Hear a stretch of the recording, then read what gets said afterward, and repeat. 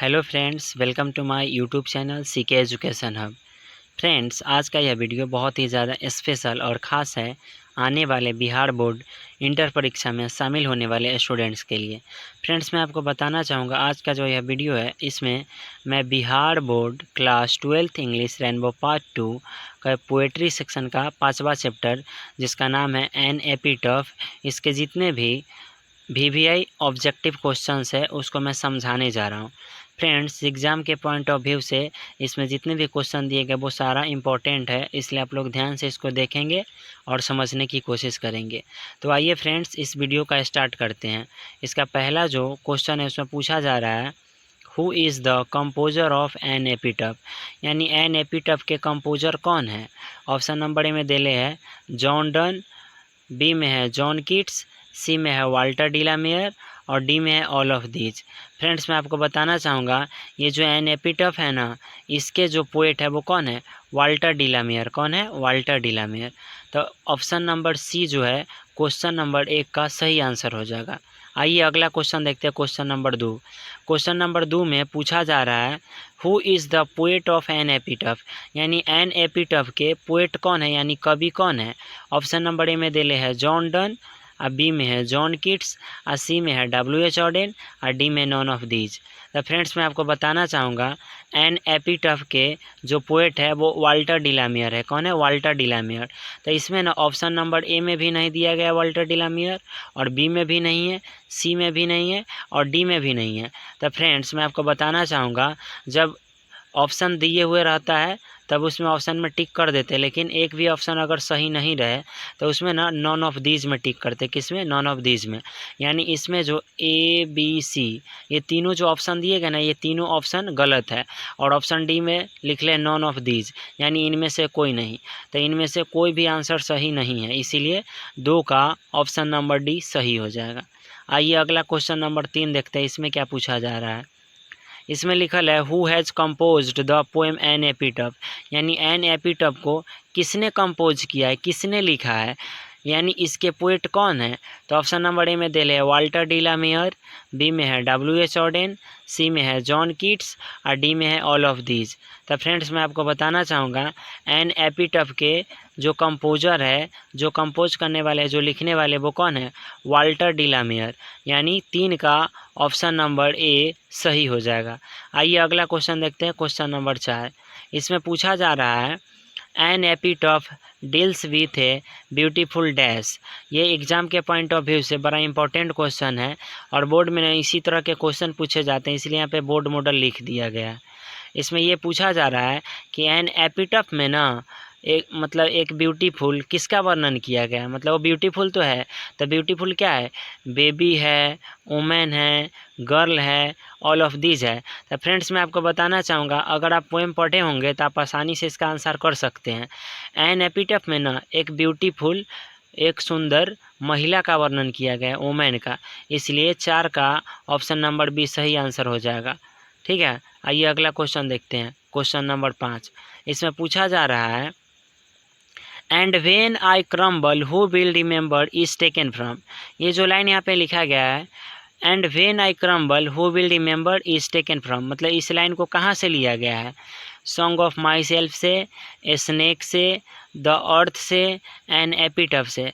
तो फ्रेंड्स, मैं आपको बताना चाहूँगा ये जो लाइन है and when I crumble who will remember, इस लाइन को एन एपिटफ से लिया गया है। कहाँ से लिया गया है, एन एपिटफ से, इसलिए क्वेश्चन नंबर 5 का ऑप्शन नंबर डी सही आंसर हो जाएगा।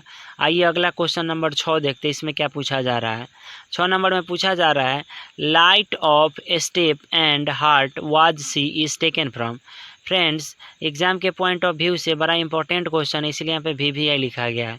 इसमें ये पूछा जा रहा है light of step and heart was she is taken from, मतलब ये जो लाइन है इस लाइन को कहाँ से लिया गया है।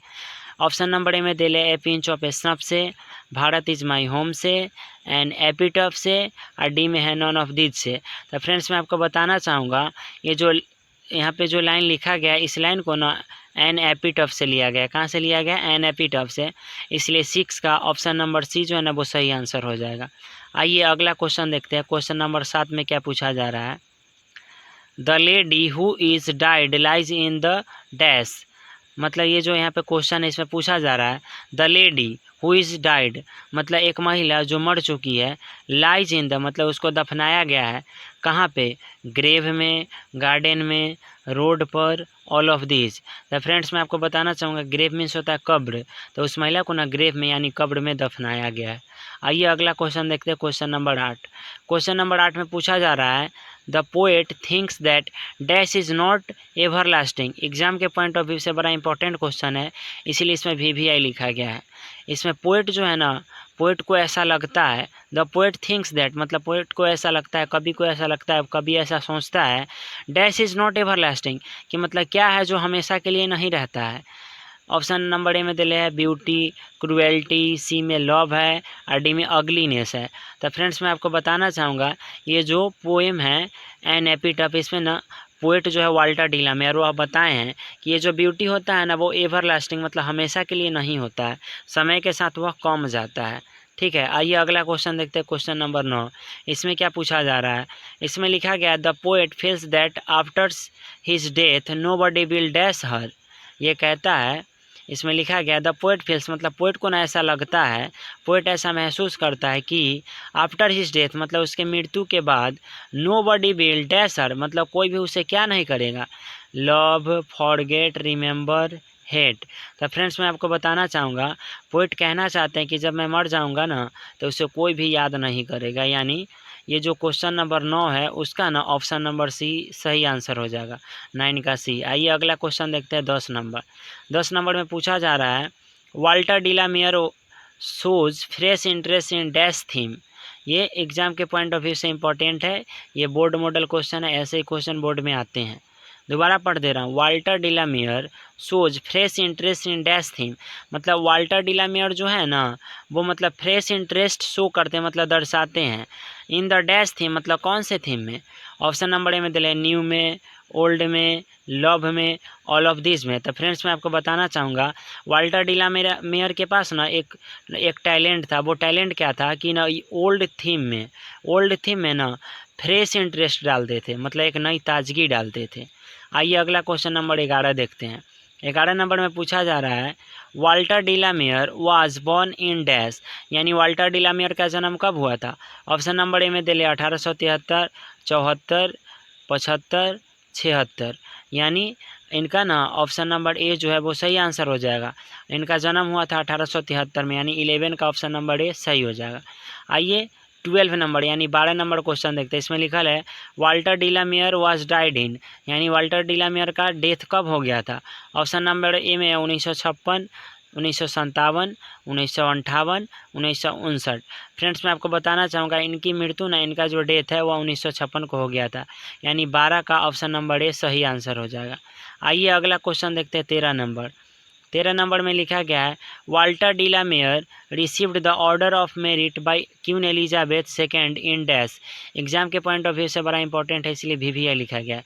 इसमें यह लिखा गया है कि क्वीन एलिजाबेथ जो थी ना, मतलब क्वीन एलिजाबेथ सेकेंड, इनको ना ऑर्डर ऑफ मेरिट दी थी। तो कब दी थी, 1953 में, 54 में, 55 में, 56 में। तो इनको 1953 में क्वीन एलिजाबेथ सेकेंड ने मतलब सम्मानित किया था, किससे, था ऑर्डर ऑफ मेरिट से, यानी 13 का ऑप्शन नंबर ए सही आंसर हो जाएगा। 14 नंबर क्वेश्चन देखते हैं, 14 नंबर। इसमें लिखा गया है, Walter de la Mare belongs to dash century. Exam के पॉइंट ऑफ व्यू से बड़ा इंपॉर्टेंट है और ये बोर्ड मॉडल क्वेश्चन है, ऐसे ही क्वेश्चन आते हैं एग्जाम में। इसमें लिखा गया है, Walter de la Mare belongs to dash century.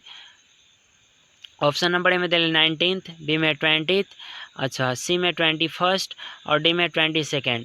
Friends मैं आपको बताना चाहूँगा वाल्टर डिलामेयर 20th सेंचुरी के पोएट थे। ठीक है, तो 14 का ऑप्शन नंबर बी सही आंसर हो जाएगा। 15 नंबर क्वेश्चन देखते हैं। 15 नंबर में पूछा जा रहा है, the tone of the poem an epitaph means to dash. Board model question है, अभी यहाँ पे BM लिख दिया गया है। The tone of poem an epitaph means to dash, मतलब एपिटफ ये जो पोएम है इसका जो टोन है वह कैसा है। ऑप्शन नंबर ए में दिले रोमांटिक है, बी में मेलनकोली है, सी में हैप्पी है, डी में ऑल ऑफ दिस है। तो ऑप्शन नंबर बी इसका सही आंसर हो जाएगा, मेलनकोली है। मतलब एन एपिटफ जो है ना, एन एपिटफ में मतलब उदासी देखा गया। क्यों देखा गया है?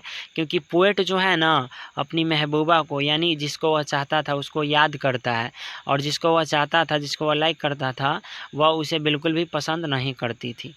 इसीलिए इसमें उदासी देखा गया। मेलनकोली मतलब होता है उदासी। आइए अगला क्वेश्चन नंबर 16 देखते हैं। इसमें क्या पूछा गया है? The term crumble used in the poem an epitaph means to dash. Board model question है ये भी। इसमें ये लिखा गया है, ये पोएम में क्रम्बल का यूज किया गया है, ठीक है। तो इसका अर्थ क्या होता है? ऑप्शन नंबर ए में दिले सफ़र, बी में है डाई, सी में लीव, और डी में ऑल ऑफ दिस। तो फ्रेंड्स मैं आपको बताना चाहूँगा क्रम्बल का अर्थ होता है डाई। क्या होता है? डाई, यानी मर जाना। यानी 16 का ऑप्शन नंबर 20 सही आंसर हो जाएगा। आइए अगला क्वेश्चन देखते हैं 17 नंबर। इसमें पूछा गया है, the lady mentioned in the poem an epitaph belong to dash. Exam के पॉइंट ऑफ व्यू से बड़ा इंपॉर्टेंट है, इसीलिए VVI लिखा गया है। यानी वह लेडी, ठीक है, यानी वह लेडी जिसको इस पोएम में मेंशन किया गया है, जिसका चित्रण किया गया है, जिसका वर्णन किया गया है, बिलोंग टू मतलब वह कहाँ से बिलोंग करती है, मतलब वह कहाँ की रहने वाली है? The west country, the northern country, the eastern country, या ऑल ऑफ दिस। तो फ्रेंड्स मैं आपको बताना चाहूँगा, वो जो महिला थी ना वह कहाँ की थी? तो द वेस्ट कंट्री की, जिसको पोएट बहुत ज़्यादा क्या करते थे, मतलब प्रेम करते थे और बहुत ज़्यादा चाहते थे। आइए अगला क्वेश्चन देखते हैं 18 नंबर। इसमें पूछा जा रहा है, Walter de la Mare is famous as a dash. मतलब वाल्टर डिलामेयर नाम फेमस है, मतलब प्रसिद्ध है, किस रूप में? तो चिल्ड्रंस पोएट के रूप में, रोमांटिक पोएट के रूप में, नेचर्स पोएट के रूप में, ऑल ऑफ दिस। फ्रेंड्स मैं आपको बताना चाहूँगा वाल्टर डिलामेयर चिल्ड्रंस पोएट के रूप में फेमस है, यानी प्रसिद्ध है। यानी 18 का जो ऑप्शन नंबर ए है वो सही आंसर हो जाएगा। अगला क्वेश्चन देखते हैं 19 नंबर। इसमें पूछा गया है, the poet expressed his sad feeling for a dash. मतलब इस पोएम में ये जो पोएट है ना अपना सैड फीलिंग्स को, मतलब अपने उदासीपन को, मतलब ये दर्शाता है, व्यक्त करता है। अच्छा, किसके लिए? वुमेन के लिए, गर्ल के लिए, बॉय के लिए, सर्वेंट के लिए। फ्रेंड्स मैं आपको बताना चाहूँगा ये इसका ऑप्शन नंबर ए सही आंसर हो जाएगा, वुमेन के लिए। आइए लास्ट क्वेश्चन देखते हैं 20 नंबर यानी 20 नंबर। इसमें पूछा गया है, however rare beauty dash. ये एग्जाम के पॉइंट ऑफ व्यू से बड़ा इंपॉर्टेंट है, इसीलिए VVI लिखा गया है। इसमें ये लिखा गया है, हाउ एवर रेयर ब्यूटी मतलब कितना भी दुर्लभ ब्यूटी, सुंदरता क्यों ना हो, rules crumble vanish all of this. वो वैनिश हो जाता है, मतलब वो नष्ट हो जाता है, वो ढल जाता है। इसमें ये बताया गया है क्वेश्चन नंबर 20 में, हाउ एवर रेयर ब्यूटी मतलब कितना भी दुर्लभ सुंदरता क्यों ना हो, लेकिन एक दिन ऐसा आता है जब उसको ढलना पड़ता है और उसकी खूबसूरती कमज़ोर हो जाती है, कम पड़ जाती है। फ्रेंड्स ये जो वीडियो था, इस वीडियो में मैं एन एपिटफ के जितने भी इंपॉर्टेंट क्वेश्चन हैं उसको मैं समझाया हूँ, और इस बात की गारंटी भी मैं दे रहा हूँ कि अगर आप इस वीडियो को देख लिए, इसमें बताया गया सभी क्वेश्चन को समझ लिए, तो एग्ज़ाम में ना एक भी ऑब्जेक्टिव छूटने वाला नहीं है इस चैप्टर से।